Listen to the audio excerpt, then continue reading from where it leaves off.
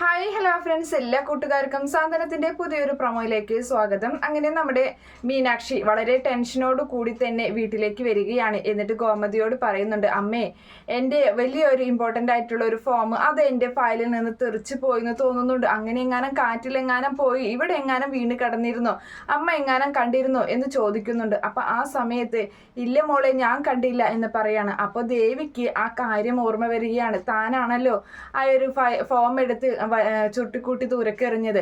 അപ്പൊ ദേവി ഇങ്ങനെ ആലോചിച്ച് നിൽക്കുമ്പോൾ ഗോമതി ചോദിക്കുന്നുണ്ട്, എന്താ ദേവി നീ ഇങ്ങനെ ആലോചിച്ച് നിൽക്കുന്നത്, നീ എങ്ങാനും കണ്ടായിരുന്നോ അത്? ഞാനൊന്നും കണ്ടില്ല, ഞാൻ ആലോചിച്ചത് വേറൊന്നല്ല, ആ റൂമിൽ നിന്ന് ഇങ്ങോട്ട് ആ ഫോം എത്തോ എന്നതിനെ കുറിച്ച് മാത്രമാണ് ഞാൻ ചിന്തിച്ചത് എന്ന് പറയുന്നുണ്ട്.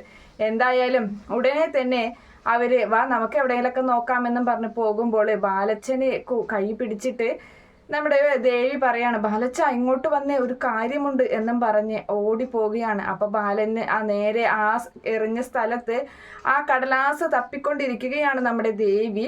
എന്തായാലും അത് തിരിച്ചു കൊടുക്കോ ഇല്ലയോ എന്നൊക്കെ നമുക്ക് നാളത്തെ റിവ്യൂല് കേൾക്കാം. Okay friends, bye, thank U.